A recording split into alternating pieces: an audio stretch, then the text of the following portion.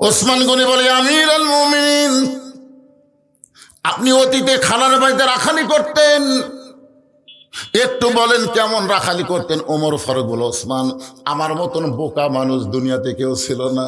আমি ছাগল চড়াতে যাইতাম ময়দানে, বিকেল বেলায় যখন ছাগলগুলো ফেরত আনতাম, আমার খালা কান ধরে বলতো, ওমর, কয়টা ছাগল নিয়ে গেলে, কয়টা ফেরত আনলে? আমি ছাগলগুলো গুনে দেখি 2-4টা ছাগল কম। আমি আবার দৌড় দিতাম, ওই ছাগলগুলো খুঁজে খুঁজে করে এনে খালারে যখন জমা দিতাম, খালা মাথার চুল ধরে বলতো, ওমর, যেই ভুল আজকে করেছো, এরকম বোকামি যদি আগামীকাল করো, তোমার রাখালির চাকরি কিন্তু ক্যান্সেল করে দিব। আমি খালার পা ধরে বলতাম, খালা, আমার রাখালির চাকরি ক্যান্সেল করে দিলে থাকবো কোথায়, খাবো কি? একদিন যে ওমর রাখালির চাকরি রক্ষা করার জন্য খালার পা ধরে কেঁদেছে, আজকে সেই ওমর অর্ধ জাহানের খলিফা হয়েছে। এটা ওমরের যোগ্যতায় নয়, এটা কেবলমাত্র আল্লাহর কোরআনের ওসিলা। এখন আপনারা বলেন, এই কোরআনের ক্ষমতা আছে না নাই? কিন্তু বর্তমানে বাংলাদেশে ফজিলত শোনানো হচ্ছে। প্রধান অতিথি বললেন যে কোরআনের হাফেজ হবে তারা আপনজনের মধ্যে 10 জন যাদের উপর জাহান্নাম ওয়াজিব হয়ে গেছে, তাদেরকে সুপারিশ করে জান্নাতে নিয়ে যাবার পারবে। একটা লোক সুবহানাল্লাহ করলেন না, মানে বিশ্বাস হচ্ছে না, বিশ্বাস হচ্ছে না আপনাদের। এই গ্রামে কয়টা হাফেজ আছে কোনো খোঁজ নেয় না। এই গ্রামে কয়টা ডাক্তার আছে, এই গ্রামে কয়টা ইঞ্জিনিয়ার আছে, এই খোঁজ নাই।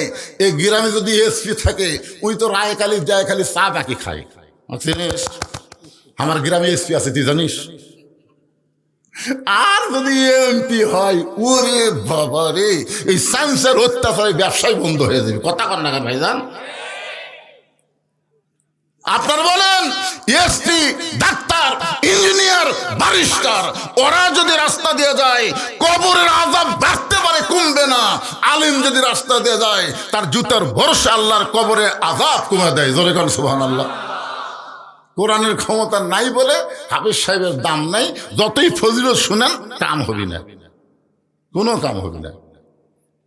আমার এলাকার হাফেজ সাহেব মসজিদের খাদেম হচ্ছে, মসজিদের খাদেম। খাদেম বোঝেন না? মসজিদ পরিষ্কার করে, টাইলস মোছে, ফ্যান ট্যান মোছে। সাধারণ একজন মানুষ মসজিদের মধ্যে গিয়ে, ভাই মসজিদের কোনায় ফ্যানকে ময়লা কেন, ফ্যানের মধ্যে বাংলাদেশের ভাষা কেন? হাফেজ সাহেব খালি দৌড়াচ্ছে আর মুছতেছে। সাধারণ একটা মানুষের তাড়ায় একটা হাফেজ সাহেব পাগলের মতন দৌড়ায়। এই দেশে কোরআনের দাম আছে? তো এভাবে তো সারা জীবন থাকলে হবে না। আমরা আগামীতে বাংলার জমিনে কোরআন শরীফ দেখবার চাই। জোরে কোন কথা ঠিক কিনা? এই কোরআনটা আসলে কি, এইটা দেখানোর জন্য আপনাদের সামনে আলোচনা করতেছে, একটু মনোযোগ দেন। আল্লাযী খালাকাল মাউতা ওয়াল হায়াতা লিয়াবলুয়াকুম আইয়ুকুম আহসানু আমালান ওয়া হুয়াল আজিজুল গফুর।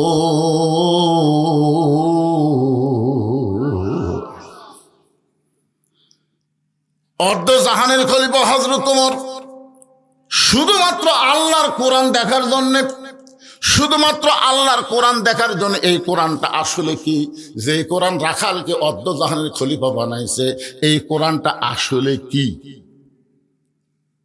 শুধুমাত্র আল্লাহর কোরআন দেখার জন্য ছদ্মবেশে মদিনার অলি গলি ঘুরতেছে হযরত ওমর। হঠাৎ দেখতে পাই 2 পাহাড়ের মাঝখানে একটা গিরিপথ। গিরিপথ মানে চাপা পথ। কি পথ? মানে 2 দিকে পাহাড় উঠছে, মাঝখানে একটা সংকীর্ণ রাস্তাকে বলা হয় গিরিপথ। অর্ধ জাহানের খলিফা হযরত ওমর দেখছেন, আল্লাহর কোরআনকে দেখার জন্য গিরিপথের দিকে লক্ষ্য করে দেখে একটা সুন্দরী মেয়ে ধীর গতিতে হেঁটে হেঁটে চলতেছে। আপনাদের গ্রামে সুন্দরী মেয়ে আছে না নাই? আছে না নাই? জোরে কোন আছে না নাই? এখন হয়তো বলবেন, সুন্দরী মেয়ে কারা? সুন্দরী মেয়ে কারা? মেয়েটা যদি দেখতে খাটো হয়, মেয়েটা যদি দেখতে কালো হয়, এরপরও আল্লাহর আইন পর্দা যদি মেনে চলে, আল্লাহর কোরআন তাদেরকে সুন্দরী বলে। আমি যেই বলবো পর্দানিশী নারী যারা, আপনারা সবাই একটু জবান খুলে বলবেন বিশ্ব সুন্দরী তারা, পর্দানিশী নারী যারা। আচ্ছা, আপনারা কি আল্লাহর কোরআনের সাথে একমত না দ্বিমত? তাহলে একমত হলে যারা বলতেছেন না, আপনার পেস্টিজ কমা যাচ্ছে, তাই না? আমি হুজুরের সাথে স্লোগান দিব, আমার একটা পেস্টিজ নেই। আপনি জবান বন্ধ রাখলেন মানে কোরআনের সাথে দ্বিমত করলেন। আপনার এই কোরআনের সাথে একমত না দ্বিমত? অকরনা ফি বুয়ুতিকুন্না ওয়ালা তাবাররাজনা তাবাররুজাল জাহিলিয়াতিল উলা। আমি যেই বলবো পর্দানিশী নারী যারা, আপনার বলবেন বিশ্ব সুন্দরী তারা, পর্দানিশী নারী যারা। এইবার যে বলবো বেপর্দা নারী যারা, আপনার বলবেন শিলা কলা তারা, শিলা কলা। বলার পারবেন না? বেপর্দা নারী যারা, একই গাছের কলা, এক গামলায় শোষাওয়ালা, এক গামলায় শিলা। আপনি টাকা দিয়ে কোন কলা নেবেন? আপনি মহারণা দিয়ে, মহারণা মানে কি টাকা না? তো টাকা দিয়ে আপনি কোন কলা নেবেন, শোষাওয়ালা না শিলা? আপনি কি কলা শিলা খান না? তো তাহলে আগে থেকে শিলা আছে, লিবেন আর খাবেন। ও, কলা খাওয়ার ব্যাপারে আপনি খুবই চালাক, আপনি শিলা কলা নেবেন না। তো বিয়ে করার সময় আপনি এত বোকা হলেন কেন? এই যুবকেরা যারা এখনো বিয়ে করো নাই, আজকের দিনে তোমরা শপথ করো, বিয়ে যদি করতে হয় বেপর্দা নারী বিয়ে করব না। এই নিয়ত করা মাত্র গোটা বাংলাদেশের বেপর্দা নারী খুঁজে পাওয়া যাবে না। জোরে কর কথা ঠিক না? তোমরা পরিমুনি পরিমুনি পরিমুনি সুন্দরী না, পরিমুনি হলো বিশ্ব বেহায়া। জোরে কোন কথা ঠিক না? বিশ্ব বেহায়া কোনোদিন সুন্দরী হতে পারে না। একটু মনোযোগ দিয়ে শুনবেন। ওমর ফারুক দুই পাহাড়ের মাঝখানে গিরিপথে লক্ষ্য করে দেখ একটা সুন্দরী মেয়ে ধীর গতিতে হেঁটে হেঁটে যাচ্ছে। ওমর ফারুক মেয়েটার নিকটে গিয়ে আল্লাহর শুকরিয়া আদায় করলেন, আলহামদুলিল্লাহ, মা এই নির্জন পথে তুমি একা একা চলতেছো, তোমার সামনেও কোনো মানুষ নাই, পিছনেও কোনো মানুষ নাই, এই নির্জন পথে তুমি একা একা চলতেছ। ওমর ফারুক যখন মেয়েটাকে লক্ষ্য করে প্রশ্ন করতেছে, মা এই নির্জন পথে তুমি একা একা চলতেছ, তোমার সামনেও কোনো মানুষ নাই, পিছনেও কোনো মানুষ নাই। মেয়েটা বলে, পথিক তুমি কি হযরত উমরক চিনো? সুবহানাল্লাহ না কেন? মেয়েটা উমরকে বলতেছে, পথিক যে রাস্তা ঘোরে তাকে তো পথিকই কয়। পথিক তুমি কি হযরত উমরক চিনো? যদি উমরকে চিনতে তাহলে এরকম বেসাইজা কথা বলতে না, বেসাইজা। ওমর ফারুক বললেন, মা কি বেসাইজা? মেয়েটা বলতেছে, হযরত উমর যেদিন থেকে আল্লাহর কোরআন দিয়ে রাষ্ট্র চালায়, সেদিন থেকে পৃথিবীর এক প্রান্ত থেকে আর এক প্রান্ত পর্যন্ত একটা মহিলা হেঁটে যাবে, ওই মহিলার কলিজায় আল্লাহ ছাড়া, আত্তাকুল্লাহ, আল্লাহ ছাড়া অন্য কারো ভয় থাকবে না। সেদিন ষোড়শী নির্জন পথে যাবে, কোনো জন কটু কথা কবে না, পথে আর প্রান্তরে সম্পদের মোহে পড়ে খুন আর জানি হবে না। সবাই বলেন, যদি মেনে চলি কোরআন। বলেন, শুনে কোরআন না মেনে চলি কোরআন। যদি মেনে চলি কোরআন আর রাসূলের বিধান, সকলেই শান্তিতে থাকবে। বাংলার আকাশে কলেমার পতাকা যেদিন দুলবে, লিল্লাহে 90% মুসলমানের দেশে কলেমার পতাকা আকাশে উড়ুক, এটাকে আপনারা চান? কারা কারা চান? আল্লাহকে একটু হাত দেখান তো, বলছেন লিল্লাহে তাকবীর, হাত নামান। চান তো? দেখা হোক বা না হোক, চাইলেন না, এই চাওয়াটাই জান্নাত পাওয়ার একটা ওসিলা।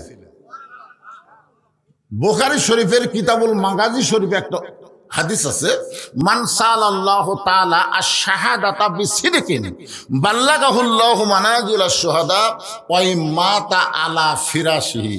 কোন ব্যক্তি যদি এইরকম নিয়ত করে আল্লাহর কাছে চায় যে আল্লাহর দ্বীন ইসলামকে দুনিয়াতে গালিব করতে গিয়ে আমি শহীদ হব, আমি শহীদ হব, এরকম নিয়ত করছে, কিন্তু ওই মাতা আলা ফিরাশিহি, সে যদি নিজের বিছনায়ও মারা যায়, বাল্লাগাহুল্লাহু মানাজিলাশ শুহাদা, হাসরের ময়দানে আল্লাহ তাকে শহীদদের কাতারে দাঁড় করায়া দিবে।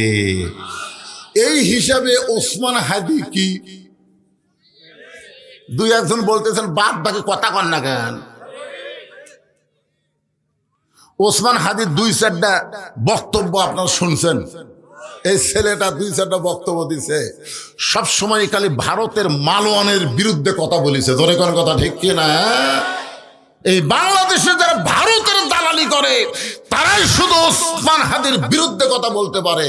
প্রকৃত মুসলমান যারা এর বিরুদ্ধে একটা কথাও বলবে না তারা। ধরে কোন কথা ঠিক কিনা? আর যে সরকার পলায় গেছে ওই সরকারে কিছু চামচারা ওসমান হাদির বিরুদ্ধে বলতে পারে। ওসমান হাদি কিন্তু মরে নাই। আজকে প্রধান উপদেষ্টা ডক্টর ইউনূস জানাজার আগে যে ভাষণটা দিছে, ওই ভাষণটা শুনে আমার চোখ দিয়ে দর দর করে পানি পড়েছে। আল্লাহ কোরআনে বলেন, ওয়ালা তাকুলু লিমান ইউকতালু ফি সাবিলিল্লাহি আমওয়াতুন বাল আহইয়াউ ওয়ালাকিন লা তাশউরুন।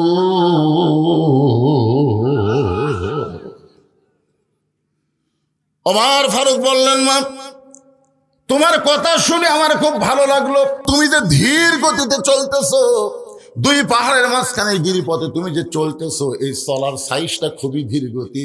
এভাবে ধীর গতি চলার কারণে আমার মনে হয় তোমার ভিতরে কোনো দুঃখ আছে, কারণ একজন দুঃখী মানুষ এভাবেই চলাচল করে। আমার মনে হয় তুমি একজন দুঃখী নারী। মেয়েটা বলে, পথিক আসলে আমি একজন দুঃখী নারী।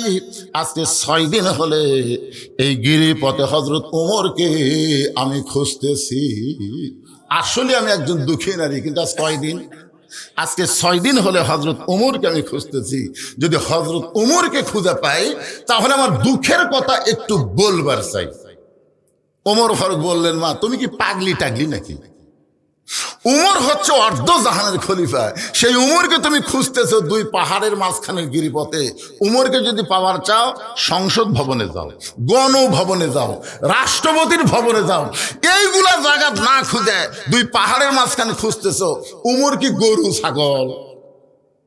উমর কি উট দুম্বা নাকি যে এই দুই পাহাড়ের মাঝখানে রাস্তা তুমি পাবা?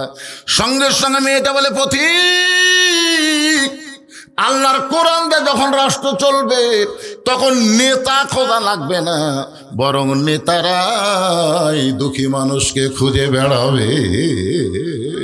তাহলে আল্লাহর কোরআন দিয়ে যখন বাংলাদেশ চলবে তখন আপনি নেতা খোঁজা লাগবে। ভোটের আগে যেরকম নেতা আপনি খুঁজতেছে না, ভোটের পরে আরো বেশি খুঁজবি। জানেন আমাকে এলাকায় ভোটের আগে যা খুঁজে ভাই, কি চরিত্র রে, সব ঢাকার থেকে চলে যাচ্ছে। বসন্তের কুকিল। ড্রাইভারে কয় গাড়ি থামা। ড্রাইভার বলে, কেন স্যার? রাস্তা দিয়ে মানুষ আসতেছে, গাড়ি থামা। ড্রাইভার বলে, স্যার খেয়াল করে দেখেন ওটা ফকির, ওটা ফকির স্যার। নেতা বলতেছে, পাগলা ভোটের আগে ফকির হচ্ছে হামু ওটাই, থামা। এখন ড্রাইভার কি করছে, গাড়ি ব্রেক করছে, নেতায় আস্তে করে নামে যায়, ফকির সালাম দেয়, সালাম আলাইকুম চাচা, কেমন আছেন চাচা? ফকির খালি চারিদিকে। নেতা কয়, কি দেখতেছেন? কাক সালাম দিলা? আপনাকেই তো দিলাম, আমি ভিক্ষা করে খাই। নেতা কয়, ভোটের আগে আপনিও যা হামু তাই। আই রে নেতার চরিত্র রে। গরিবের বন্ধু, সমাজ সেবক, জনদরদি করে গরিব মানুষের ভোট নিবে, ভোট নিয়ে ঢাকায় চলে যাবে, মাঝে মধ্যে আক্কেলপুর বেড়াভার আসবে, কিন্তু শামসের অত্যাচারের নেতার সাথে দেখা করা যাবে না। জোরে কোন কথা কর না কেন? কথা কর না কেন? এতই শামসা হবি ভাই, ওই শামসের অত্যাচারের নেতার কাছে আপনি যাবেন পারবেনই না।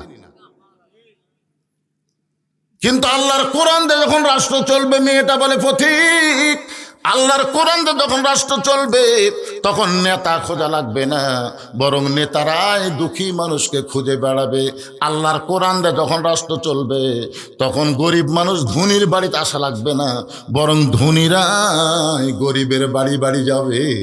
সুবহানাল্লাহ কন্যা কেন? যে কোরআনের ওয়াজ শুনতেছেন, এই কোরআন যদি দেখবার পান বাংলাদেশে, তাহলে একটা গরিবও ধনীর বাড়ি যাওয়া লাগবে না। একটা গরিবও যাওয়া লাগবে না, ধনীরাই গরিবের বাড়িতে যাওয়া লাগবে। কারণ গরিবের কোনো ঠেকা নাই, ধনীকের ঠেকা। 70 টাকা গরিবদের না দিলে ওই জান্নাত যাবার পারবি না। এখন গরিব যদি না নেয়, এর অবস্থা কি?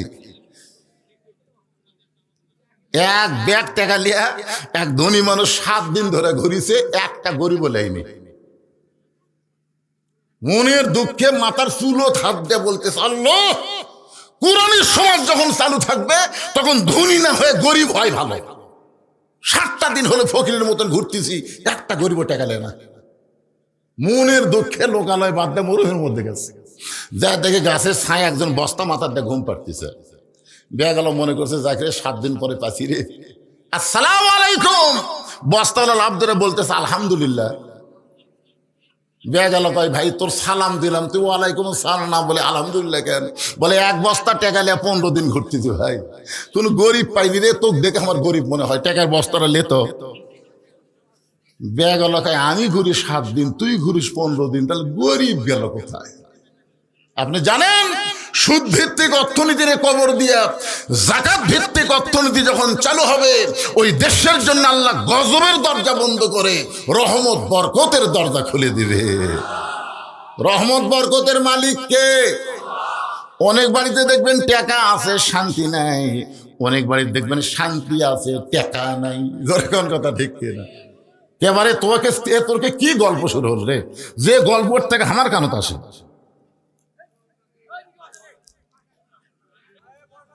ঈদের দিন শোনেন, ঈদের দিন ঢাকার একজন সাহেবের বউ, ম্যাডাম করা কয়, ম্যাডাম পার্টিত গেছে ঈদের দিন। ঈদের দিন ম্যাডাম পার্টিত গেছে। এখন স্বামী দেখে বউ বাড়িতে নাই, বেড়ায়। পার্কত যা ঘুরতে ঘুরতে দেখতে পায় গাছের ছায়ায় এক ফকির আর ফকুরনি, বুঝলেন? ঈদের দিনে মানুষের কাছে সেমাই চিনি চাইলে আসে, ওই গাছের ছায়াত বসে ফকির ফকুরনির মুখত দেয়, ফকুরনি আর ফকিরের মুখত দেয়। এটা দেখে ধনী মানুষ কান্দের, কয় আল্লাহ, শান্তি কোন জায়গা?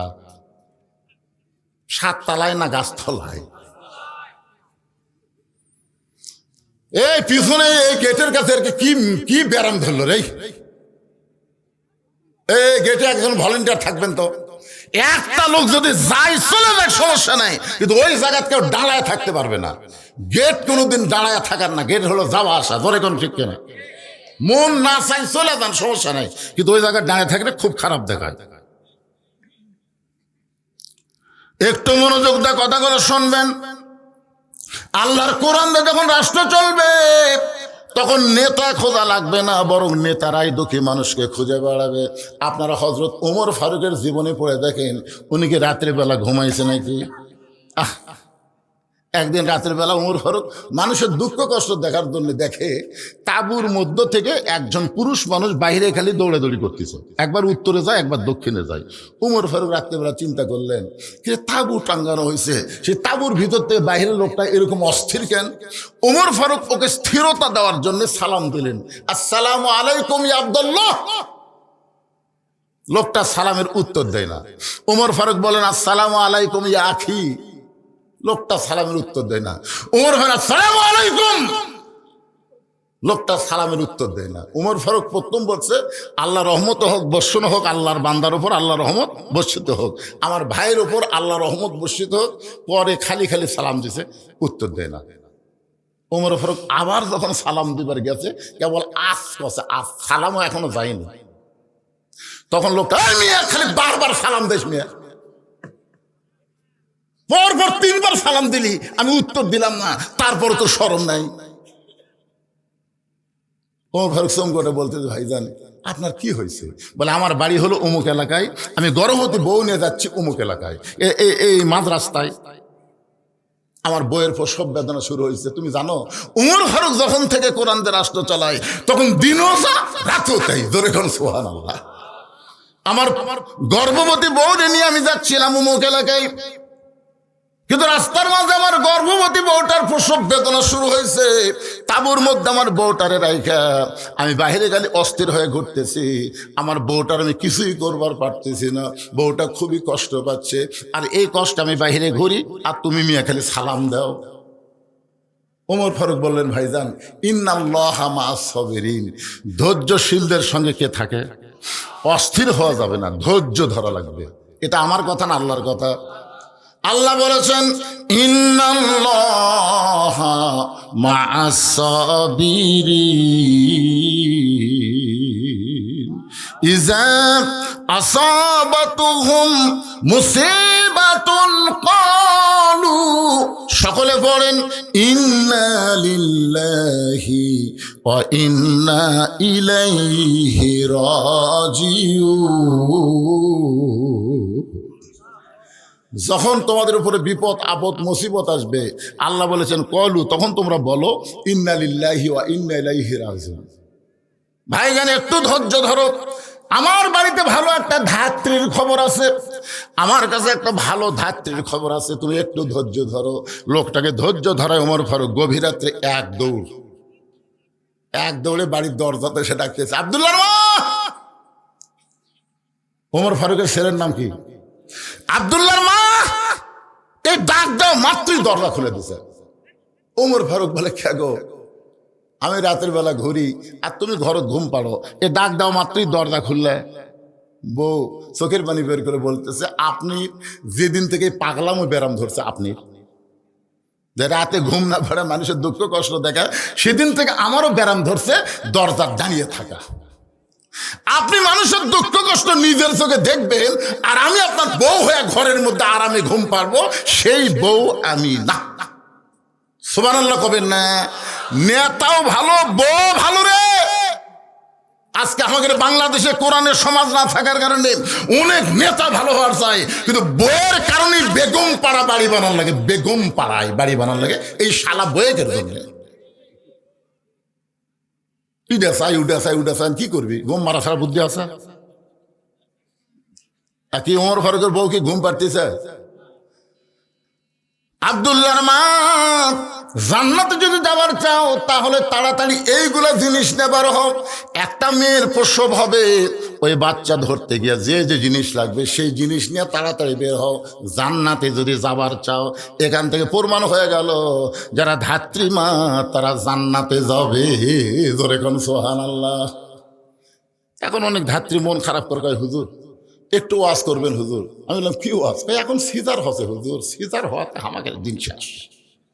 আগে তাও বাচ্চা কাচ্চা ধরলে শাড়ি টাড়ি দিত, তারপরে একটু টেকাও দিত হুজুর, চাউল টাউলও দিত। কিন্তু এখন আমরা বসে আছি হুজুর, একটা ভ্যানালার বউ পর্যন্ত এই শালিও সিজার করে। কি যে সিজার নামছে ভাই, এই সিজারের কারণেই তো আমাদের বাচ্চাগুলা রাস্তায় ঘুরতেছে, মেলাত ঘুরতেছে। কারণ কি জানেন? সিজার করা বাচ্চা সহজে ভালো হয় না, কারণ জন্মের আগেই যার জন্ম হচ্ছে, 2 দিন পরেও নর্মালি জন্ম হতো। 2 দিন পরে কি হতো? নর্মালি বাচ্চা হতো, কিন্তু মায়ের অস্থিরতার কারণে পেট কাটিছে, পেট কাটা দেখে ঘুমই ভাঙিনি। ডাক্তারা কয় করে পেট কাটলাম, টেকার লোভে ঘুমতে ভাঙলো না। এখন করি কি, বড় ডাক্তারের কাছে গেছে, ডাক্তার সাহেব ঘুমতে ভাঙেনি। ঘুম ভাঙবি 2 দিন পর। হিসাব জানিস না? আমি পেট কাটছি। তাহলে এখন কি করব? বড় ডাক্তার বলে পাও ধরে বাড়ি করে মাথার উপর দিয়ে ঘুরেন দে। তোমাকে পাও ধরে আসতে বাড়ি করে মাথার উপর যেই ঘুরেন দেয়, মাথাতে একটা ঝাঁকি লাগে। ও যে ঝাঁকি ঘুরানোর পর একটা ঝাঁকি, ওই যে কান্দে উঠিছে, ঘুম ভাঙ্গে গেছে। এমন ঘুম ভাঙ্গিছে, এই মোবাইল ছাড়া ভাত খায় না, মোবাইল ছাড়া কান্না থামে না। জোরে কর কথা থেকে এই সিজার, এই সিজার। বাংলাদেশের বড় কোনো ডাক্তার তার বউরে সিজার করায় না। আপনারা খেয়াল করে 3টা জিনিস শুনবেন। ডাক্তারের বউয়ের সিজার লাগে না, মৌলানার বাড়িতে কোনোদিন মিলাদ লাগে না, আর পীরের বউ কোনোদিন মুরিদ হয় না। কয়টা কথা বললাম? ডাক্তারের বউয়ের কি লাগে না? সিজার লাগে না। মৌলানার বাড়িতে কোনোদিন মিলাদ হয় না, এরা পরের বাড়িতে পরে, কিন্তু নিজের বাড়িতে। পীরের বউ কোনোদিন মুরিদ হয় না। বাংলাদেশে যত পীর আছে কোন পীরের বউ মুরিদ হয় নাই। এই কারণে হয় না, পীর মাঝে মধ্যে মুরিদের বউয়ের দিকে চোখ মারে। এই লুচ্চার হাতে কে মুরিদ হবে? কারণ কেউ না চিনলো কে কেমন বউ সব চাইতে ভালো জানে। ধরে কোন কথা ঠিক কি না? আমার মায়েরা যারা পর্দায় আছেন, মা, আল্লাহ নর্মালি বাচ্চা দিবে, খবরদার সিজার করাবেন না। আর এখন মেয়েকে কিন্তু মেয়ে সিজার করায় না, অধিকাংশ সিজারকারী ডাক্তার হলো পুরুষ মানুষ। আপনি একজন মা, আপনি একজন মেয়ে, একজন পরপুরুষ আপনার পেট কাটবে, এটা কেমনি চাবেন? দরকার হলে মরে যাবেন, কিন্তু কোনো সিজার করবেন না। আল্লাহ তাআলা আপনাকে আসানের সাথে বাচ্চা দিয়ে দিবে। কি বলবো প্রসবের কথা, মা বেনে সেই ব্যথা কেউ তো বুঝিবে না। মাজন ঠেকিয়ে সন্তানের দায়, অকালে মা মারা যায়, কেন সে মায়ের ভক্তি করো না? এমন দরদি ভবে কেউ হবে না আমার মা গো। সুবহানাল্লাহ কন্যা। সব কিছু নিয়ে ওমর ফারুকের বিবি, ওমর ফারুক তাঁবুর অপর পৃষ্ঠে দিয়ে ঢুকাই দিছে। এবার ধাত্রী তাঁবুর মধ্যে ঢুকছে। কিছুক্ষণ পরে ওমর ফারুকের বিবি বলতেছে, ইয়া আমিরুল মুমিনিন, আপনার ভাইকে খবর দেন, তার সন্তান এবং বিবি দুইজনই সুস্থ রয়েছে। আপনারা তো সুবহানাল্লাহ করলেন, কিন্তু এই লোকটার অবস্থা কি? 3 বার সালাম দিলে সালাম তো লেয়নি, উল্টা গালি দিছে। যেই বলতেছে আমিরুল মুমিনিন, আপনার ভাইকে বলেন তার বিবি এবং সন্তান সুস্থ আছে, সঙ্গে সঙ্গে লোকটা বসে ওমর ফারুকের পাও ধরে বলে, আমিরুল মুমিনিন, আমি কত বড় বেয়াদবি করেছি। ওমর ফারুক বলে, যেদিন থেকে মদিনার খলিফা হয়েছি সেদিন থেকে এই অভ্যাসটা ধারণ করেছি। অনেক জায়গায় সম্মান পাই, আবার অনেক জায়গায় গালি খাই, এরপরও এইটা ছাড়া যাবে না। এইটাই হলো আল্লাহর কোরআনের সমাজ। জোরে বলেন কথা ঠিক কি না? মেয়েটা বলতেছে, পথিক, আল্লাহর কোরআন যখন রাষ্ট্র চলবে, নেতা খোঁজা লাগবে না, বরং নেতারাই দুঃখী মানুষকে খুঁজে বেড়াবে। আমি 6 দিন হলে ওমরকে খুঁজতেছি, আর 1 দিনের মধ্যে যদি না পাই, কয়দিন খুঁজছি, আর 1 দিনের মধ্যে যদি না পাই, তাহলে আসল জায়গা বিচার দিব, আসল জায়গা। আপনার বলেন তো কয়দিন খুঁজবি? 7 দিন। ধরে কারণ কয়দিন? তার মধ্যে কয়দিন গেছে? 6 দিন গেছে, আর 1 দিন। যদি উমর না পাই, তাহলে আসল জায়গা বিচার দেবো। আসল জায়গা বোঝেন আপনারা? 15.5 বছর কিন্তু বাংলার জনগণ আসল জায়গা বিচার দেয়নি। বিচার দিছে জজ কোর্টে, বিচার দিছে হাইকোর্টে, বিচার দিছে সুপ্রিম কোর্টে। এইগুলো সব কোর্ট হাসিনা দখল করছে। এখন কথা ঠিক কিনা? বলে বিচার দিয়ে লাভ হবে। কিন্তু 23 সালের আগস্ট মাসে যখন আল্লামা সাইদি হুজুর দুনিয়া থেকে বিদায় নিল, তাকে ইচ্ছা করে বিদায় করে দেওয়া হলো। জেলখানা থেকে বের করে হাসপাতালে নিয়ে গিয়ে তাকে হত্যা করা হলো। জোরে কোন কথা ঠিক কিনা?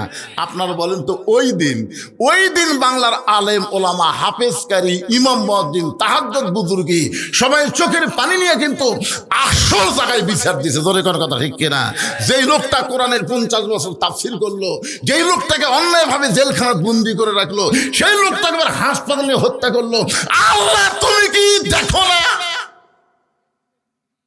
আল্লাহ তোমার কি চোখ নাই? এই হাসিনা যা করবি তাই। এমন চোখের পানি নিয়ে আসল জায়গা বিচার দিছে ভাই। পরের বছর সাইদি হুজুর যেই তারিখে দুনিয়াতে বিদায় নিছে, ওই তারিখ আশায় লাগেনি।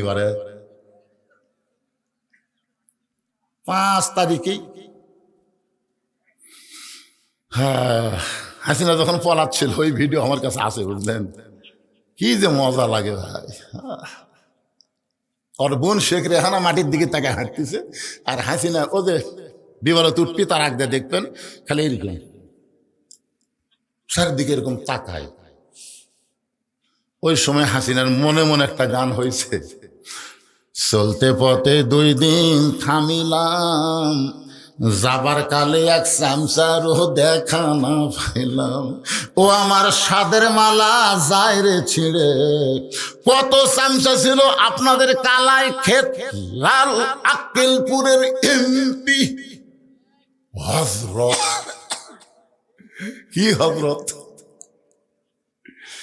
হযরত শেখ হাসিনা। শোনেন সংসদে আমাদের নেত্রী, শুধু নেত্রী না, আজ থেকে হযরত। হায় হায় রে, হযরত। আর বিএনপির মধ্যেও কিছু চামচা বাড়াছে। এক শালা চামচা দেখবেন মাথার টুপিতে থাকে, ওর মুখের দাড়ি নেই। হঠাৎ একদিন আলেমদের সমাবেশে বলে ফেললো জাতীয় ইমাম। ঠিক আছে, জাতীয় ইমাম। জাতীয় ইমাম কাক কথা জানেন? যার মুখের দাড়ি নেই, যার মোষ নাই, তাক বানাছে জাতীয় ইমাম। এত তেলান ভালো না। জোরে কথা কন না কেন ভাইজান? স্বপন কি কম তেল আছে? একটু মনোযোগ দিয়ে শুনবেন। আমাদের বাংলাদেশের জাতীয় নেতা বলা যাবে, কিন্তু জাতীয় ইমাম বলা যাবে না, কারণ ইমামের দিকে সবার চোখ আছে। ইমামের দাড়ি যদি এক মুষ্টির নিচে হয়, ইমামের দাড়ি এক মুষ্টির নিচে ফতোয়া দিচ্ছে হুজুর, ইমামের দাড়ি যদি এক মুষ্টির নিচে হয়, তার পাশে নামাজ হবে? আমি বললাম কে ভাই, তুমি দাড়ি মুঠ দে কেমনে লাপলা? ইমামের মুখত আছে দাড়ি, তুমি এক মুষ্টির নিচে না কম বেশি তুমি কেমনে জানলে? ইমাম তখন খুতবা দিচ্ছিল না, আমি দূরে মুঠ ধরে আন্দাজ করছি। মানে ওই মুঠ ধরে ইমামের দাড়ি আন্দাজ করে দেখে একটু ছোট হবে। আমি বললাম তুমি তো ইমামের দাড়ি মুঠ দিয়ে মাপলা, তোমার দাড়ি আমার নাই, তাই বলে হুজুরের থাকা লাগবে না। যেই বাংলাদেশের দাড়ি চাঁচা, ইমামের দাড়ি মুঠ দেলাপে, সেই বাংলাদেশের জাতীয় ইমাম কোনো তেল তেলারা হবার পারবি না। জোরে কথা কন না কেন ভাইজান? আপনার কি বুঝতে পারতেছেন না? আদা কথায় আদম বোঝে, সারাত করলেও গাদা বোঝান যাবে না। একটু মনোযোগ দিয়ে শুনবেন। ওমর ফারুক হাঁটু গেড়ে মেয়েটার সামনে বসে বলতেছে, মা তুমি 6 দিন হলে যেই ওমরকে খুঁজতেছ, আমি হইলাম সেই ওমর। একেবারে মেয়েটার সামনে হাঁটু গেড়েছে। বাংলাদেশের মতন 96টা দেশের খলিফা, চিন্তা করছেন? হাঁটু গেড়ে মেয়েটার সামনে বলতেছে, মা তুমি 6 দিন হলে যেই ওমরকে খুঁজতেছ, আমি হইলাম সেই ওমর। মেয়েটা পর্দার ভিতর থেকে বলতেছে, আমিরুল মুমিনিন, আপনি যদি সেই ওমর হন, তাহলে আপনি চোরের মতন একা একা কেন ঘুরতেছেন? আপনার কি চামচা নাই? কি নাই? চোরের মতন একা একা কেন ঘুরতেছেন? আপনার কি চামচা নাই? ওমর ফারুক চোখের পানি বের করে বললেন, মা চামচা পালার টাকা পাবো কোথায়? আপনার বলেন তো, চামচা গুলো কি নেতার সাথে এমনি এমনি থাকে না, টাকা খরচ লাগে? আমার এলাকার এক চেয়ারম্যান সাহেব 10 কেজি চাউল দিবি, দাঁড়ি পল্লা লিয়ে যায়নি, বালতি লিয়ে গেছে। চোখে তার বালতিতে একটা দাগ দিয়ে দিচ্ছে, এই দাগ পর্যন্ত চাউল হবে দিয়ে দিব। চাউল ঠিবত থাকে, ওই বালতির দাগ পর্যন্ত হয়, ব্যাগত দিয়ে দেয়। তো একজন চিন্তা করছে, কে রে 10 কেজি কাগজ লেখা আছে, আর বালতি দিয়ে মাপা দিল, ওজন কি ঠিক হলো? উনি আবার দাঁড়ি পল্লাত মাপা দেখে 8 সের। 10 কেজি জায়গাত কত হয়েছে? 8 সের। ওই একটু লোভ মা দেওয়ার জন্য চেয়ারম্যানের কাছে এসে বলতে সালাম দিয়ে, চেয়ারম্যান সাহেব কাগজ লেখা আছে 10 কেজি, কিন্তু আপনার চৌকিদার তো 8 সের দিল। তখন চেয়ারম্যান বলতে, এর নাম কাটা দে, এর নাম কাটা দে। তখন জোরহাত করে বলতেছে চেয়ারম্যান সাহেব, নাম কাটেন না, যা দিচ্ছেন দেন, যা দিচ্ছেন দেন, নাম কাটেন না। আরে পাগলা, তোর কাছ থেকে 2 সের না নিলে আমি চামচা পালমো কি দিয়ে? তাহলে যেই নেতাদের পিছনে যত চামচা ঘুরবে, বুঝবেন ওই নেতা জনগণের গরিবদের মাল বেশি মারে। জোরে কোন কথা ঠিক কিনা? কথা বলেন ভাইজান। ওমর ফারুক বললেন, মা চামচা পালার টাকা পাবো কোথায়? হযরত ওমর যখন অর্ধ জাহানের খলিফা ছিল, একদিন জুমার দিনে খুতবা দিচ্ছেন। শুক্রবার জুমার দিনে যখন খুতবা দিচ্ছেন, মাঝখান থেকে একজন মুসল্লি দাঁড়িয়ে, সাহাবী দাঁড়িয়ে বলতেছে, আমিরুল মুমিনিন, আপনার খুতবা আমরা শুনবো না। ওমর ফারুক চমকে গিয়ে বললেন, আমার অপরাধ কি? লোকটা বলতেছে, আপনার অপরাধ হলো আমাদেরকে খাটো পাঞ্জাবি দিয়ে আপনি লম্বা জুব্বা পরে খুতবা দিচ্ছেন, আমাদেরকে খাটো দিবেন, আর আপনি লম্বা জুব্বা কোথায় পেলেন? এটা যতক্ষণ না বলবেন ততক্ষণ আপনার খুতবা আমরা শুনব। সামান্য একটা জুব্বা লম্বা পড়ছে, এই কারণে যদি লোকমা দেয় তাহলে তার চামচা পালার কোনো টাকা আছে? ওমর ফারুক চোখের পানি বের করে কাঁদতেছে। এমন সময় আব্দুল্লাহ ইবনে ওমর ফারুকের ছেলের নাম হলো আব্দুল্লাহ, যোগ্যতা হলো 30 পারা কোরআনের হাফেজ। শুধু 30 পারা কোরআনের হাফেজ না, 6 লক্ষ হাদিসের হাফেজ। সুবহানাল্লাহ, জোরে কন্ডে ভাই। একজন নেতার সন্তান কি হওয়া লাগবে, আর আমাদের বাংলাদেশের নেতা নেত্রীর সন্তান কি হচ্ছে? যেটা বিদেশে আছে, বিদেশে ওই তো 1,500 কওয়া পারে না, ওই কয় 5,500। আপনারা বলেন তো বাংলাদেশের কোন মূর্খ মানুষ 5,500 কবি? এ কথা কন না কেন 5,500 কবি? আর এই জয় কয়ে ফেলে দেয় 5,500। তাহলে কি শিখলো? একটু মনোযোগ দিয়ে শুনবেন। ওমর ফারুকের সন্তান আব্দুল্লাহ 30 পারা কোরআন হাফেজ, 6 লক্ষ হাদিসের হাফেজ। বাবার পাশে উকিল হয়ে দাঁড়িয়ে বলতেছে, রে নবীর সাহাবীরা, আমার বাবার লম্বা জুব্বা বলে তোমরা বাবার খুতবা বন্ধ করে দিয়েছো। তোমরা তো খাটো পাঞ্জাবি হলেও তো নতুন পোশাক পরে নামাজ পড়তে আইছো, কিন্তু আমার দিকে তাকায় দেখো, আমার পরনে নতুন কোনো কাপড় নাই। সঙ্গে সঙ্গে ওসমান গনি, ওমর ফারুকের সময় যিনি অর্থমন্ত্রীর দায়িত্ব পালন করতেন, তার নাম হলো ওসমান গনি। ওমর ফারুক যখন খলিফা ছিলেন ওই সময় অর্থমন্ত্রীর নাম হলো, জোরে কন, ওই সময় শিক্ষামন্ত্রীর নাম হলো হযরত আলী। হযরত ওমর যখন মদিনার খলিফা ছিলেন ওই সময় শিক্ষামন্ত্রী যিনি ছিলেন তার নাম কি? হযরত আলী। ওসমান গনি বলতেছে, অর্থমন্ত্রী বলতেছে, আব্দুল্লাহ, সবাই আজকে জুমার দিনে নতুন পোশাক পরে আইছে, তুমি পুরাতন কাপড় কেন পরলা? কারণ জুমার দিন আল্লাহর কাছে অত্যন্ত গুরুত্বপূর্ণ একটা দিন। আপনাদের কাছে জুমার দিন কেমন মনে হয়? এই যে 4টা মসজিদ যে বানাচ্ছেন, এই জুমার দিনের খবর কি হুজুরা? কি খবর জুমার দিনের খবর? আমি কোনো ইমামের মুখে খারাপ শুনিনি, কিন্তু বলছি ফজরের খবর, তখন আর কথা কয় না। কি হুজুর ফজরের খবর? আপনারা বলেন তো, কোন নামাজ জামাতে না পড়লে মুনাফিক হয়? কথা কন না কেন? যতই মুসলমান এই গ্রামে থাকেন, কিন্তু ফজরে যদি মুসল্লি না হয় বুঝবেন এরা মুসলমান না, এরা হলো মুনাফিক। কথা কয় না। আমি এক জায়গায় বলছিলাম বাংলাদেশে মুসলমানের চাইতে মুনাফিক বেশি, বলা মাত্রই একজন সেই খেপা, মুখে যা আসেন তাই কন নিয়ে। আমি বললাম, খেপিস না, তোর গ্রামে মুসলমান কত? তবে আমার গ্রামে মুসলমান পুরুষ এবং নারী মিলা 600। বেশ, পুরুষ মেয়ে বাদ দে, পুরুষ করবি কর, পুরুষ হবি কমপক্ষে 300। আচ্ছা, যেগুলা পুরুষের উপর নামাজ ফরজ আছে এইগুলো পুরুষ কতজন হবে? কমপক্ষে তো 200 হবি। 200 জন পুরুষ মানুষ যাদের উপর নামাজ ফরজ আছে, এরা ফজরের নামাজ জামাতে কয়জন পড়ে? ওই আর কথা কয় না, ওই যে পড়ে না। আমি কইলাম, কে রে মুয়াজ্জিন সাহেব, ইমামও কর পারবি না, মুসলিম হিসাব জানে মুয়াজ্জিন আমার কথা শুনে সাইড দিয়ে সামিয়ানাতে বার হয়ে গেছে যে হুজুর তো আমার আজকে চাকরি খাবি। এত ভয় মুয়াজ্জিনের। পরে জানতে পারলাম 8-10 জন লোক ফজরের নামাজ পড়ে। যে কয়জন ফজরের নামাজ জামাতে পড়ে এরা হলো মুসলমান, বাদ বাকি সব মুনাফিক, বাদ বাকি সব কি? জোরে কর না কেন, মন খারাপ করতে চান? একটু মনোযোগ দিয়ে শুনতে হবে আল্লাহর বান্দারা। ফজরের নামাজ, এশার নামাজ, এই 2 ওয়াক্ত নামাজ জামাতে আদায় করাই লাগবে, 5 ওয়াক্তই পড়া লাগবে, কিন্তু এই 2টা ওয়াক্তের উপর গুরুত্ব কম না বেশি? একটু মনোযোগ দিয়ে শুনবেন। ওমর ফারুক দাঁড়িয়ে আছে, আব্দুল্লাহ ইবনে ওমর বাবার পাশে নাই ওকালতি করে বলতেছেন। এমন সময় ওসমান গনি অর্থমন্ত্রী বলে, আব্দুল্লাহ, আজকে জুমার দিনে সবাই নতুন কাপড় পরে আইছে, তুমি পুরাতন কাপড় পরলা কেন? যিনি বলতেছেন তার নাম হলো ওসমান গনি। ওমর ফারুকের সময় তিনি কি? আপনাদের কাছ থেকে শোনার জন্য বলতেছে, অর্থমন্ত্রী। আল্লাহ রাসূল যখন মদিনার রাষ্ট্রপতি ছিলেন ওই সময় ওসমান গনি অর্থমন্ত্রী। সুবহানাল্লাহ বলেন। এই অর্থমন্ত্রী পাওয়ার উপর একটা ঘটনা আছে। ঘটনা হলে এই, আল্লাহ রাসূল একদিন ওসমান গনিকে কাছে ডাক দিল, ওসমান, আল্লাহ তোমাকে কত সম্পদ দিছে, তুমি কি তার হিসাব জানো? ওসমান গনি বলতেছি ইয়া রাসূলুল্লাহ, যেদিন থেকে যাকাত ফরজের আইন হয়েছে সেদিন থেকে অবশ্যই সম্পদের হিসাব রাখা লাগবেই। জোরে কোন কথা ঠিক কিনা? এখন যদি আমার ভাইকে বলি, ভাই আপনার সম্পদের হিসাব আছে, না হুজুর। আপনি কি যাকাত দেন না? দেই হুজুর। তো কিভাবে দেন?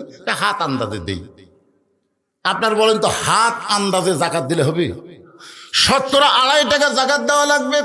রাসূল ওসমান, তাহলে আল্লাহ তোমাকে কত সম্পদ দিছে একটা হিসাব দাও। ওসমান গনি বললেন, নবী গো, আল্লাহ আমাকে এত সম্পদ দিছে, এই সম্পদ রাখতে গিয়ে যে গুদাম আছে, এই গুদামে তালা দিয়া ওই গুদামের চাবি টানতে একটা উট হিমশিম খায়। কি বুঝলেন? আল্লাহ আমাকে যত সম্পদ দিছে এই সম্পদ গুদামের মধ্যে রাইখা এই গুদামের তালা দিয়ে ওই গুদামের চাবি টানতে একটা উট হিমশিম খায়। রাসূল ওসমান, এত সম্পদ আল্লাহ তোমার দিয়েছে, এই সম্পদ যদি আল্লাহ ফেরত চায় তুমি কি দিবা? চাহিবা মাত্র ওহার বাহককে ফেরত দেওয়া নাই। আল্লাহ যদি ফেরত চায় তুমি কি দিবা? সঙ্গে সঙ্গে ওসমান গনি মারছে দৌড়। ওসমান গনি যেই দৌড় মারছে সাহাবীরা চিন্তায় পড়ে গেল। ওসমান গনি এত জোরে দৌড় মারলো কেন? ওসমান গনি তো আমরা কোনোদিন দৌড়াতে দেখি নাই। অর্থমন্ত্রী এত জোরে দৌড় মারছে কেন? কিছুক্ষণ পরে সবাই তাকায় দেখে ওসমান গনির যেই উটটা চাবি বহন করে ওই উটটা রশি ধরে ধরে নবীর কাছে নিয়ে আইছে। এসে বলে, ইয়া রাসূলুল্লাহ, আল্লাহ আমাকে যত সম্পদ দিছে ওই সম্পদ গুদাম সহ তালা সহ এই চাবি বহনকারী উটটাও পর্যন্ত আমি আল্লাহকে দিয়া দিলাম। লিল্লাহে তাকবীর। আল্লাহর নবী বলে, ওসমান, তাহলে সবই যদি আল্লাহকে দিয়ে দিলা তোমার জন্য কি রাখলা? ওসমান গনি বলতেছে, একজন ইমানদারের জন্য আল্লাহ রাসূল ছাড়া আর কিছু দরকার নাই। আমি যদি আপনাদেরকে এখন কিছু বলি যে ভাই, যে মসজিদের উদ্যোগে মাহফিল, সেই মসজিদে যদি আল্লাহর হস্তে কিছু দিবার কই, আপনি কি দিবেন? অবশ্যই দেওয়া লাগবে। টানিয়া করছেন কে? কোন টাকা দিবেন? আমি মসজিদের দান বাক্স তো দেখছি, দান বাক্স যখন মানুষের সামনে যায় আমার মনে হয় না যে যতগুলো মানুষ মসজিদে যায় কারো পকেটে টাকা নাই, সবার পকেটে টাকা আছে কিন্তু কেউ দেয় না। খালি তা আমি যে ঠেলা মারছে প্রথম ওই লোকটাকে আমি ধরলাম। ওই যখন ঠেলা মারলাম আমার এলাকার তো ধরে বললাম, ভাই তোমার পকেটে কি আসলেই টাকা নাই? তরকারি হুজুর, যে দান বাক্স মুখের সামনে আলো আমি খেয়াল করে দেখলাম 500 টাকার লোট আছে, 200 টাকার লোট আছে, 100 টাকার লোট আছে, কিন্তু 10 টাকার লোট নাই। যেই 10 টাকার লোট নাই দেখবার পাচ্ছি তখন ঠেলা মারছি। আপনারা বলেন তো আল্লাহ কোরআনে কি বলেছেন? কোরআনে বলেছে, লান তানালুল বিররা হাত্তা তুনফিকু মিম্মা তুহিব্বুন। তুমি যেইটাকে সবচেয়ে বেশি মহব্বত করবে সেইটাই তুমি আল্লাহ দিয়ে দিবে। তোমার কাছে 500 আছে, 200 আছে, 100 আছে, এই তিনটার মধ্যে কোনটা বেশি মহব্বত করো? 500, তো 500 দিবে। 500 দিলে আমি বাজার করবো। এই পাগলা, তোর বাজারের চিন্তা তোর না, তোর বাজারের চিন্তা হলো আল্লাহর। ধরে কোন কথা ঠিক কিনা? আমরা নিজেরাই যখন চিন্তা করি তখন আল্লাহ চিন্তা কেড়ে নেয়। মনে করেন আপনি বগুড়া গেছেন, মনে করেন বোঝানোর জন্য বলতে যে বগুড়া আপনি গেছেন, বগুড়া গেছেন, বগুড়া থেকে ফিরতে ফিরতে রাত 9টা একটা সিএনজি চড়ছেন, সিএনজি এসে দুঃখছেন আমাদের ভাই আমি আর যাবো না। তখন এক সিএনজি কাছে রায়কালি পর্যন্ত আমি যাবো, ভাই টাকা লাগবে 200। কি করছেন? টাকা আছে রে চক। কিন্তু রায়কালে আসার পরে সিএনজি যেই নামা দিছে তখন আপনি চিন্তা করতেছেন আমি এই গ্রামের নামটা কি, দেবী শাউল, যাব। অটো ভ্যান নাই, রিক্সা নাই, ভুটভুটি নাই। তখন রাত বাজে 10টা, কিছুই নেই। কেবারে দেবী শাউল যাওয়ার কোন লোক আছে? নাই। তখন দেখছে কেউ যখন নাই, আমার তো বাড়ির যাওয়াই লাগবে। তখন ওর ইমান বলতে যে কেউ না থাকলে কি হবে, তোর আল্লাহ নেই, তোর আল্লাহ নেই। তখন আল্লাহর উপর ভরসা করে পায়ে হেঁটে হেঁটে রওনা দিছে।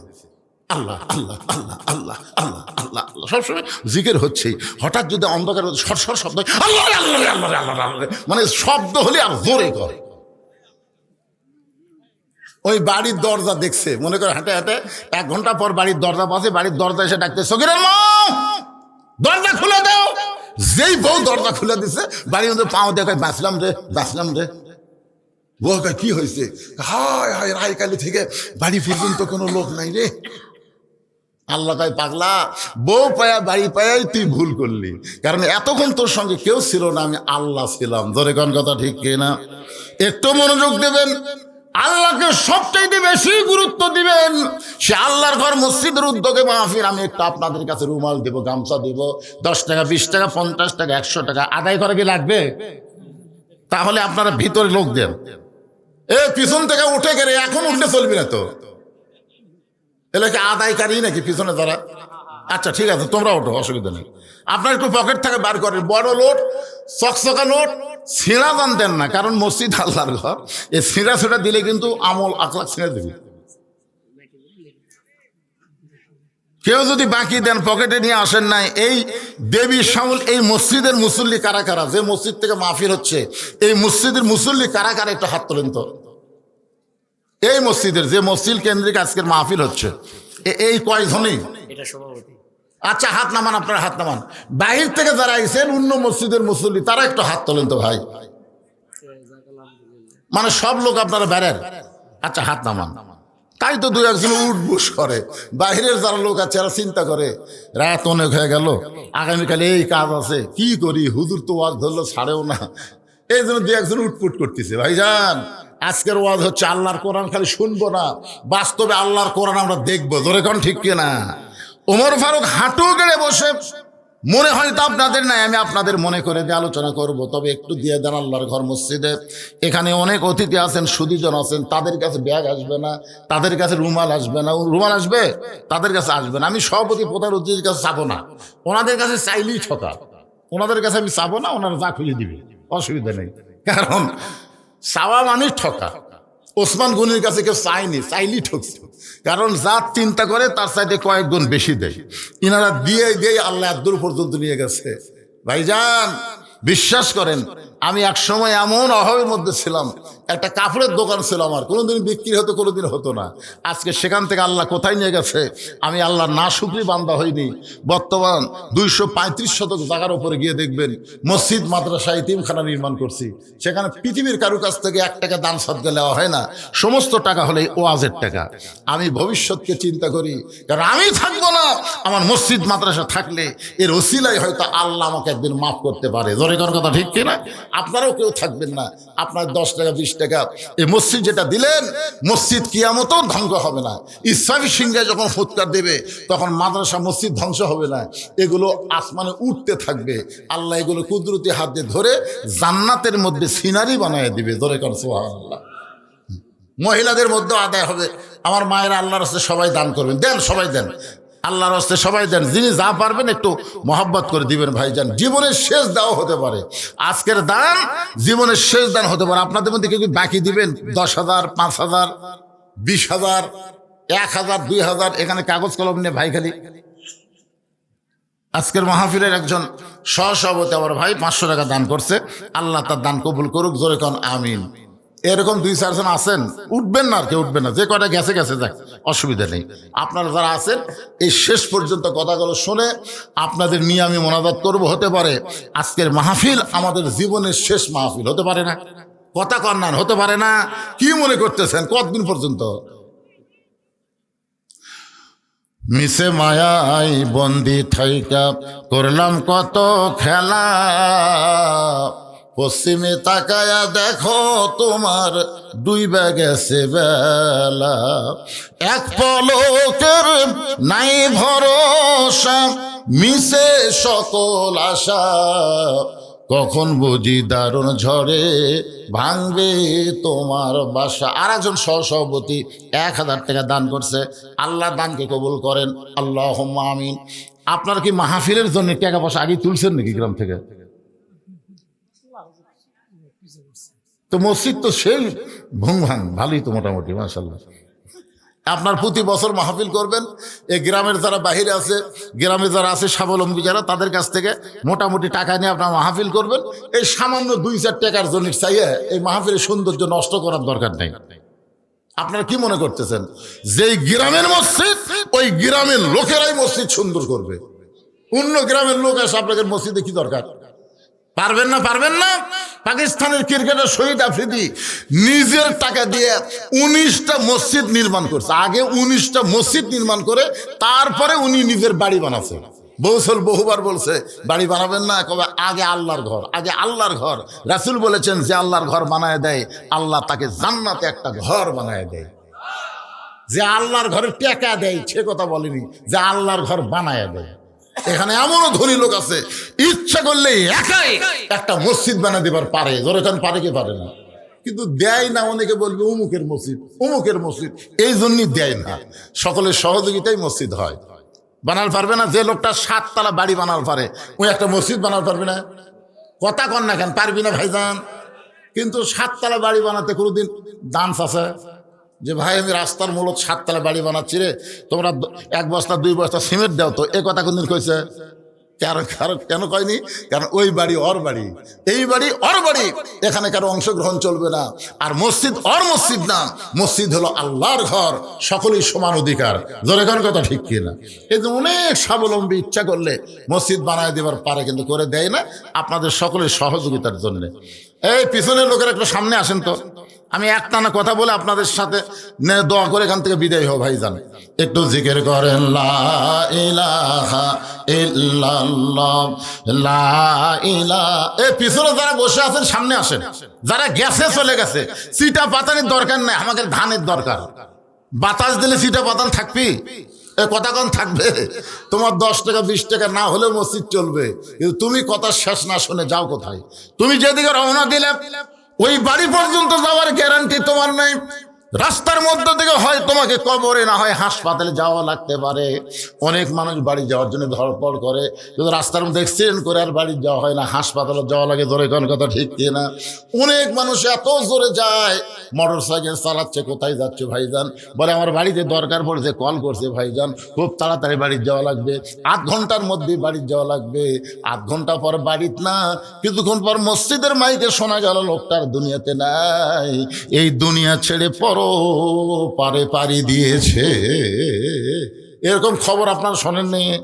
আমার এলাকার শ্বশুর জামাইয়ের বাড়িতে পিঠা পাকান নিয়ে যাচ্ছে, বউ তো খালি বাড়ির চিন্তা করতেছে আমি স্বামী পাঠা দিলাম, এদিকে মেয়ে চিন্তা করতেছে আমার বাপ আসতেছে। কিন্তু 2-4 ঘন্টা হয়ে যায়, কে রে? ওর মাও ফোন করে মেয়ের কাছে, কি বাবা তোমার বাপের মোবাইল কেমন দুঃখিত দুঃখিত বলতেছে, তোমার বাপ কি তোমার কাছে গেছে? মেয়ে বলতেছে না মা এখনো বাবা আসে নাই।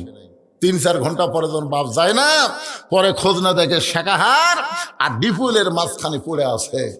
আর যাওয়া হলো না, বেটির বাড়িতে যাওয়া হলো না, নিজের বাড়িতে আসা হলো না, চিরদিনের জন্য পরপারে চলে গেছে।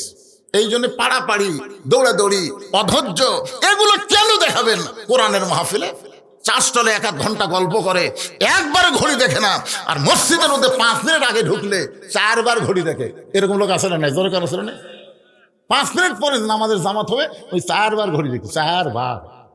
নিজেরটা দেখেও তখন হাউস মিটে না, পাশেরটা কয় ভাই আর কয় মিনিট? তো কয় এখনো 3 মিনিট, আজ ঘড়ি লড়তেছে না রে, আজ ঘড়ি লড়তেছে না। ওই লোকটাই নামাজ শেষ করে 4 স্টলে 1-1 ঘন্টা গল্প মারতেছে, একবারও ঘড়ি দেখে না। এরকম লোক আছে না নাই?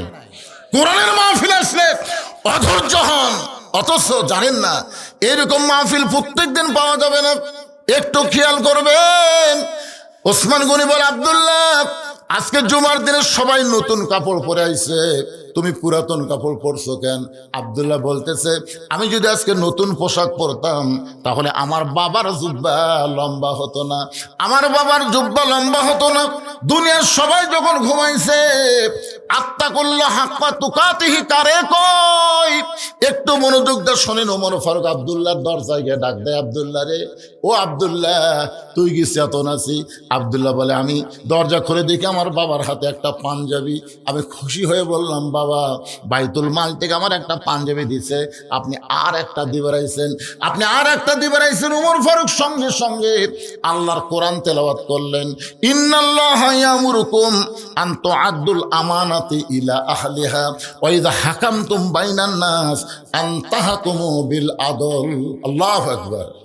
আব্দুল্লাহ তুই কি মনে করছিস যে তুই একটা পাঞ্জাবি পাইছিস, আমি আর একটা দিবেরাচ্ছি? আব্দুল্লাহ বলতেছে গভীর রাত্রে যে পাঞ্জাবি নিয়ে এসেছেন তাহলে কি জন্যে? বলে পাগলা এই পাঞ্জাবি আমার ভাগত পড়ছে, এই পাঞ্জাবি আমার ভাগে পড়ছে। এখন বল রে আব্দুল্লাহ, এই ছোট পাঞ্জাবি গায়ে দিয়ে আমি যদি খুতবা দেই কেমন লাগবে? আরে মুসল্লির পাঞ্জাবির দিকে কেউ তাকায় না, কিন্তু ইমামের পাঞ্জাবির দিকে তাকায় না মানুষ। তা আমি ছোট লেডিস মার্কা পাঞ্জাবি গায়ে দিয়ে যদি খুতবা দেই তাহলে বলতো কেমন লাগে? তাই তোর পাঞ্জাবিটা আমাকে একটু দান করে দে বাবা। আব্দুল্লাহ বলে, গভীর রাতে আমার বাবার কাছে আমার কাপড়ের অংশটুকু দান করে দিলাম। বাবার কাপড় আমার কাপড় একত্র করে বাবা লম্বা জুব্বা বানায় খুতবা দেয়। এখন বলো বাবার খুতবা শোনা যায় কিনা যায়? সমস্ত সাহাবীরা চিল্লায় বলে, আল্লাহর কোরআন যখন দুনিয়াতে চলবে, মানুষ যখন কোরআন অনুযায়ী চলবে, তখন এমন মুত্তাকি ভালো মানুষকে মুসলমানেরা নেতা হিসাবে দেখতে পাবে। ভালো নেতা দেখবার গেলে কোরআন দরকার আছে না নাই? হ্যাঁ, আল্লাহর আইন চাই, সৎ লোকের কথা কয় না বারে। সৎ লোকের শাসন আগে না, আগে আল্লাহর আইন। আগে আল্লাহর আইন চাই, সৎ লোকের শাসন চাই।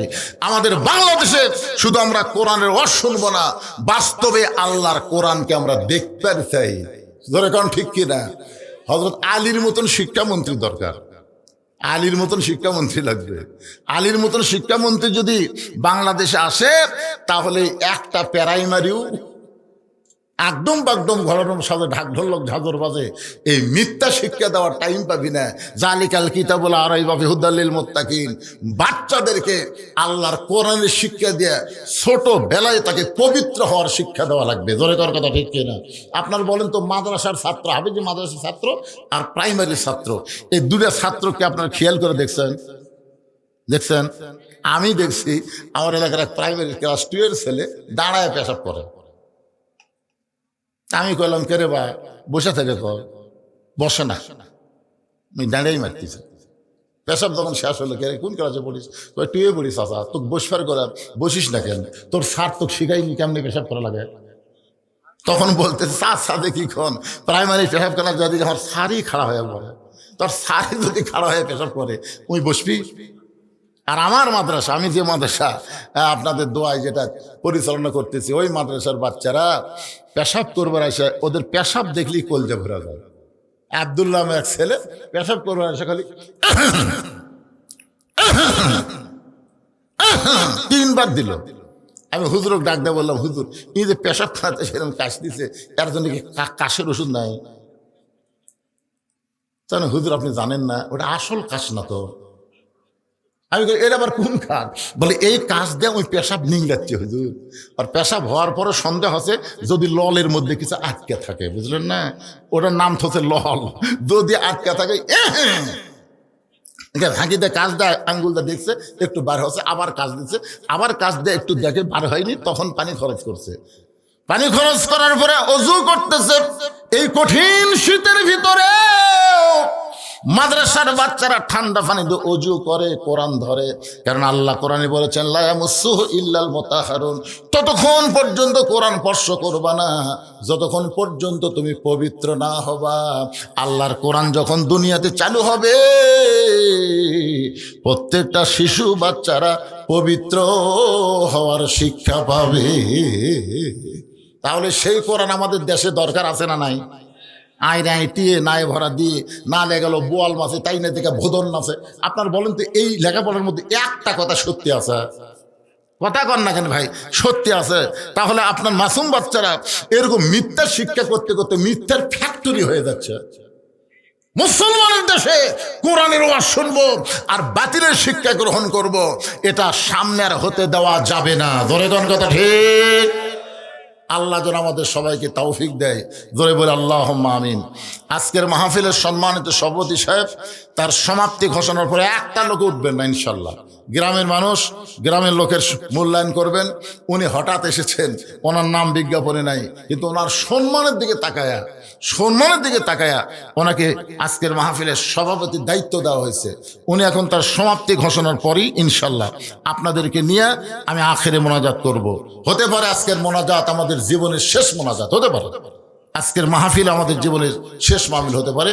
কঠিন শীতের মধ্যে দীর্ঘ সময় আপনার জান্নাতের বাগানে বসেছিলেন, যারা বাইরে ঘোরাঘুরি করতেছে, এই মাহফিলের ছেলেরা তোমরা সব ভিতরে চলে আসো, সবাই ভিতরে চলে আসো। এটা চালু করে দাও।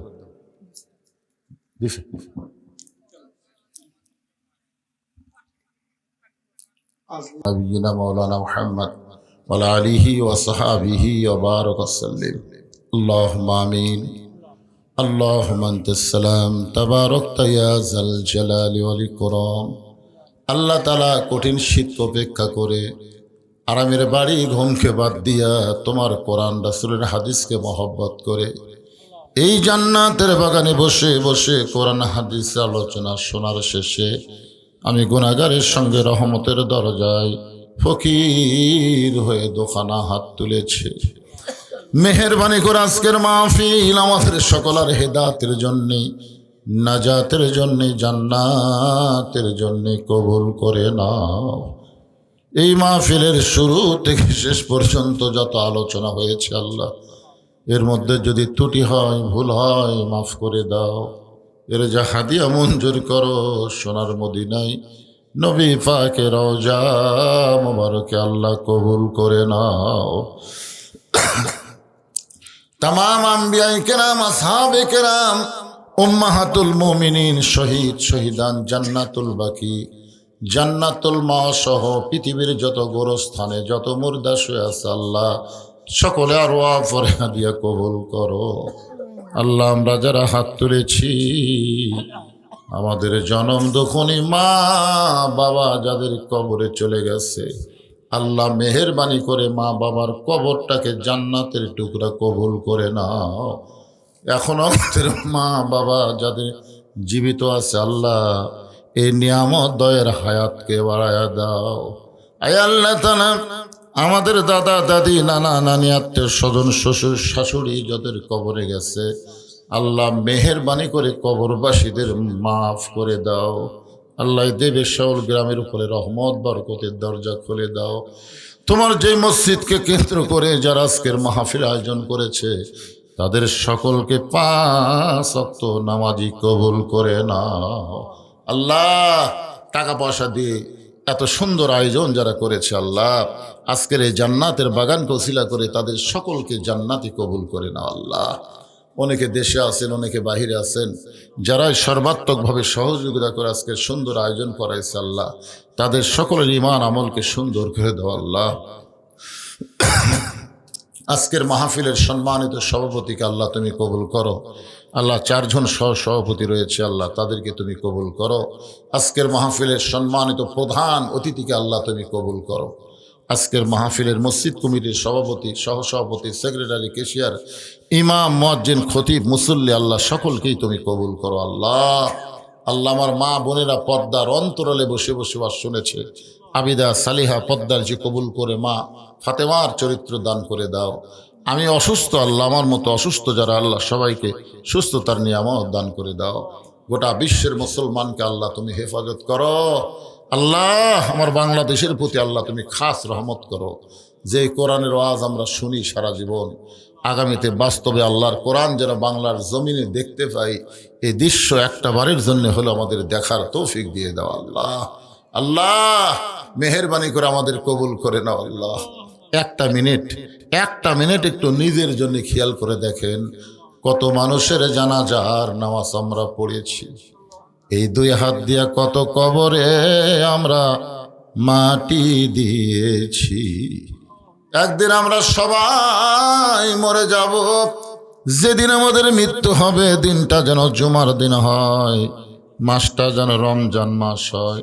ইমানের সাথে ইজ্জতের সাথে দুনিয়া থেকে বিদায় নেওয়ার সময় আমাদের সকলের জবানে জারি করে দিবেন লা ইলাহা ইল্লাল্লাহু মুহাম্মাদুর রাসূলুল্লাহ সাল্লাল্লাহু আলাইহি সাল্লাম। আসসালামু আলাইকুম ওয়া রাহমাতুল্লাহি ওয়া বারাকাতুহু।